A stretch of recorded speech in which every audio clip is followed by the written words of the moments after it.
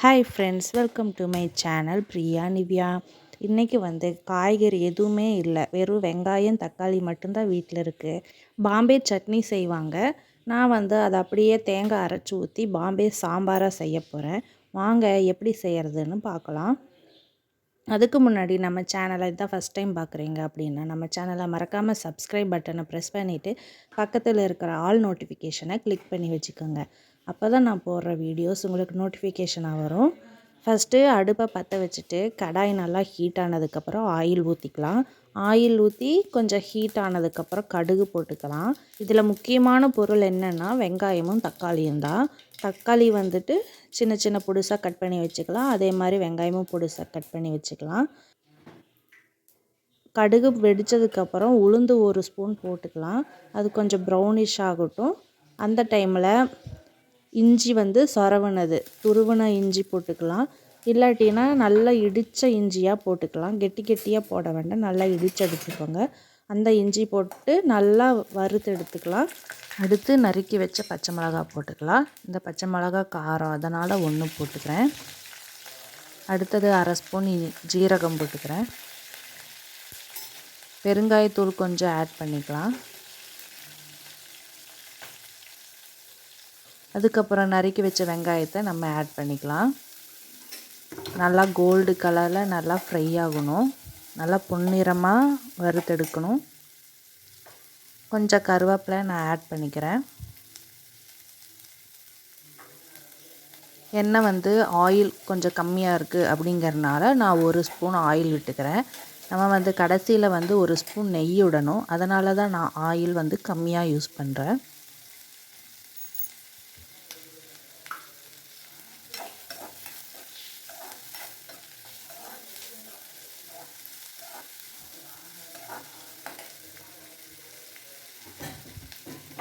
இப்போ இடையில நான் ஒரு டம்ளர் எடுத்துகிட்டு கடலை மாவு இருந்துச்சுன்னா அதில் நீங்கள் 2 ஸ்பூன் கடலை மாவு தண்ணியில் கலக்கி வச்சுக்கணும்.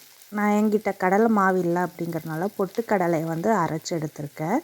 இந்த மாவை 2 ஸ்பூன் எடுத்துக்கணும். 2 ஸ்பூன் எடுத்து அதில் கொஞ்சம் தண்ணி ஊற்றி நல்லா கெட்டி இல்லாமல் நல்லா கரைச்சி எடுத்துக்கணும். இது எதுக்காக ஊற்றுறோம் அப்படின்னா நல்லா கெட்டி படுறதுக்காக.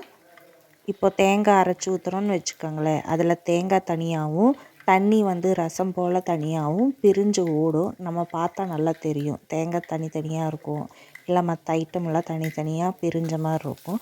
அந்த மாதிரி பிரிஞ்சு தனித்தனியாக தெரியாமல் இருக்கிறதுக்காக, தண்ணி பிரிஞ்சு இல்லாமல் இருக்கிறதுக்காக, கொஞ்சம் கெட்டி பதமாக இருக்கிறதுக்காக தான் இந்த மாதிரி நம்ம அரைச்சி ஊற்றுறோம்.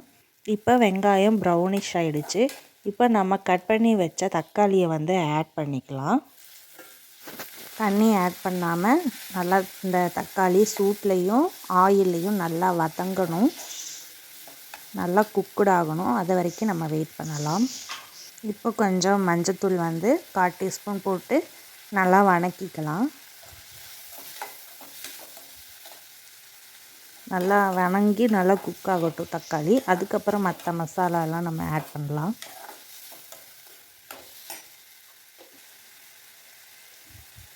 கொஞ்சம் நான் கல் உப்பு போட்டுக்கிறேன். உங்களுக்கு தேவையான அளவுக்கு கல் உப்பு போட்டுக்கோங்க.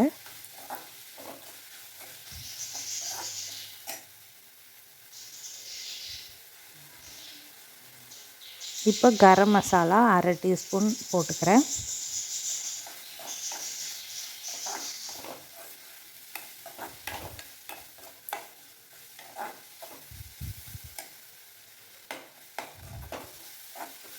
இப்போ கரைச்சி வச்ச கடலை மாவு பொடி நான் ஊற்றிக்கிறேன். இது கொஞ்சம் கெட்டிப்படும். அதனால் கொஞ்சம் இன்னும் தண்ணி ஆட் பண்ணி நல்லா கொதிக்க விடலாம்.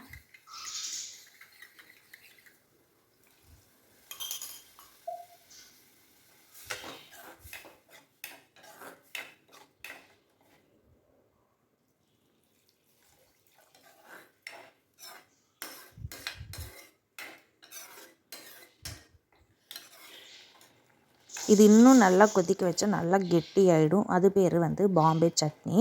இதுலேயே நான் இன்னும் கொதிக்க வைக்காமல் அதுக்கு முன்னாடியே கொஞ்சம் தேங்காவை அரைச்சி ஊற்ற போகிறேன். அரைச்சி ஊற்றி கொதிக்க வச்சு தோசைக்கு தேவையான கன்சிஸ்டன்சியில் நான் செய்ய போகிறேன்.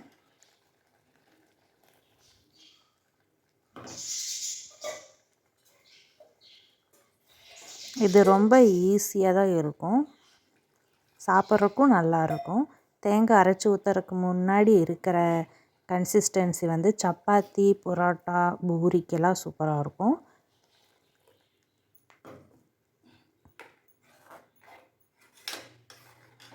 இப்போ நான் தேங்காய் அரைச்சி ஊற்றுனது நல்லா கொதிக்க விட போகிறேன்.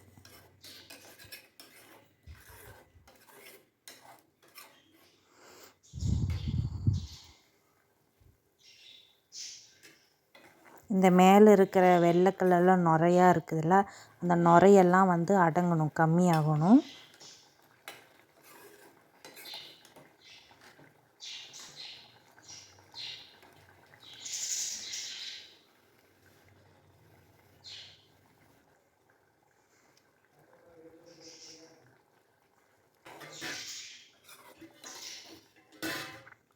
இப்போ வந்து ஃபுல்லாக தேங்காய் அரைச்சி ஊற்றுனது ஃபுல்லாக கொதிச்சிருச்சு. இப்போ இந்த மாதிரி கன்சிஸ்டன்சியில் இருக்குது. இப்போ வந்து கொஞ்சம் சிம்மில் வச்சுட்டு இன்னும் லைட்டாக கொதிக்க விடலாம். அதுக்கு முன்னாடி நம்ம தோசைக்கல்லை பற்ற வச்சு தோசை ஊற்றிடலாம். தோசைக்கு இந்த மாதிரி செஞ்சு சாப்பிட்டு பாருங்கள், நல்லாயிருக்கும். கொத்தமல்லி தழை இருந்தால் கடைசியில் கொத்தமல்லி தழை தூவி இறக்கி சாப்பிட்டு பாருங்கள், சூப்பராக இருக்கும், டேஸ்ட்டாக இருக்கும்.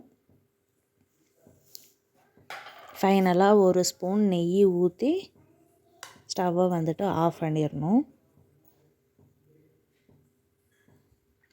காரம் வேணும்னா நீங்கள் மிளகா பொடி இதில் கொஞ்சம் ஆட் பண்ணிக்கலாம். நான் வந்து காரம் கரெக்டாக இருந்தது, அதனால் மிளகா பொடி வந்து நான் போடலை.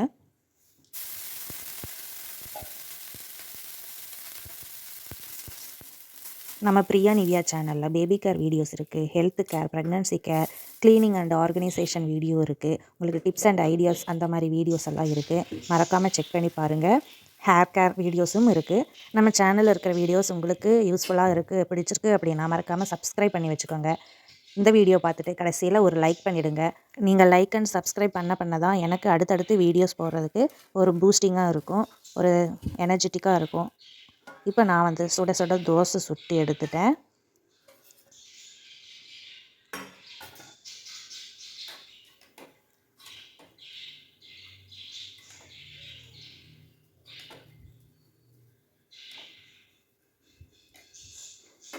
நீங்களும் இந்த மாதிரி பாம்பே சாம்பார் செஞ்சு சாப்பிட்டு பாருங்கள், சூப்பராக இருக்கும். தேங்க்ஸ் ஃபார் வாட்சிங்.